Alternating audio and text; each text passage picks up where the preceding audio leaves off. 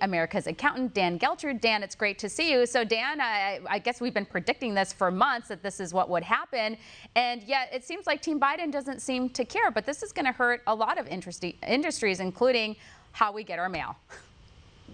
No doubt about it. So we'll have to wait and see what the court has to say about the Biden mandates. But that aside, moving ahead the way we are here, there is no doubt that if they're going to implement these mandates and take people out of our post office, we're all going to feel that. I think that the post office has had some challenges over the years. I wouldn't necessarily say that people are thrilled with the performance of the post office. Now we're going to end up taking people away and really taking their manpower down.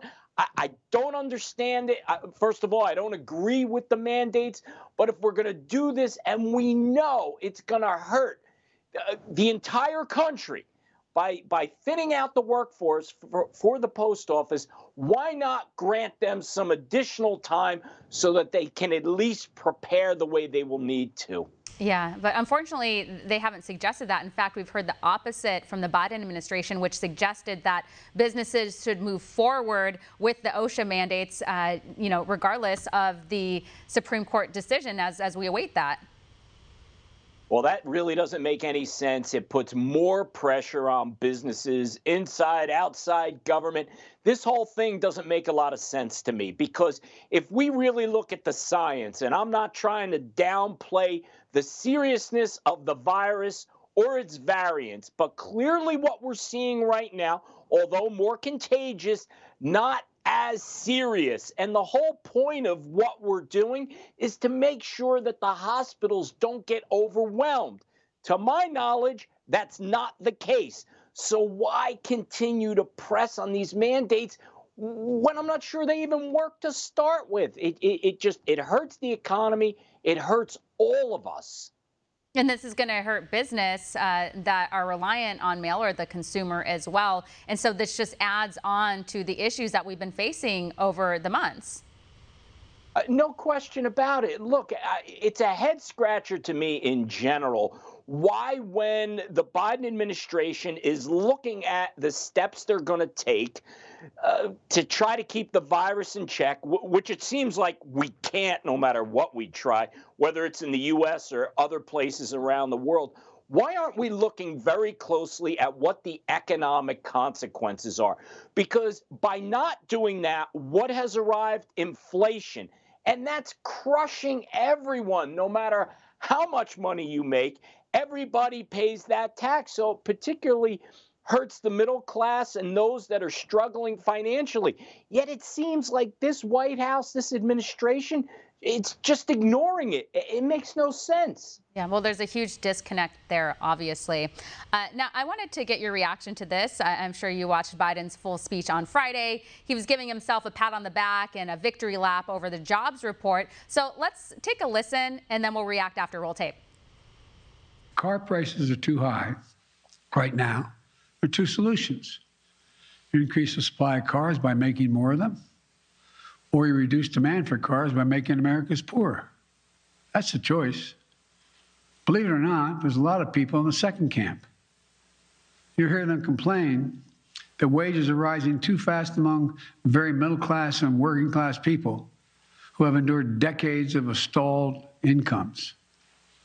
Their view of the economy says the only solution to our current future challenges is to make the working families that are the backbone of our country poor, or keep them in the state they're in. So there's a lot to pick apart from that speech, but what stood out to me is that he was claiming that Republicans want to make people too poor to buy cars. Like, what? Well, that's the disconnect, right? So I don't think anyone is saying, let's make Americans poor at any level. What people are saying is this: inflation is rising much more quickly than wages. That's a bad thing. What's causing that? Inflation. What's causing this inflation? Clearly, the virus was really the catalyst to take us down this road, but it is a shortage of labor. That's what's jamming up the supply chain. You simply don't have enough people working to produce, ship, deliver products that everyone needs. So the answer here is not what Joe Biden is saying. The answer is we need to get people back to work. And putting mandates in place, by the way, is not the way to do it. As a matter of fact, it's crushing small business across the country, which employs half the people in this nation.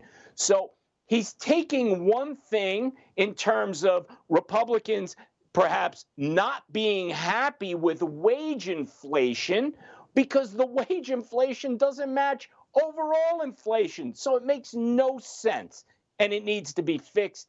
I'm not sure they get it for the way to be able to fix it.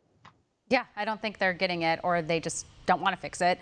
That being said, another thing he skipped in his speech was that black unemployment rate that went from 6.5% to 7.1%. And the disappointing job numbers is showing that the black unemployment rate is going up. So that's not a good thing.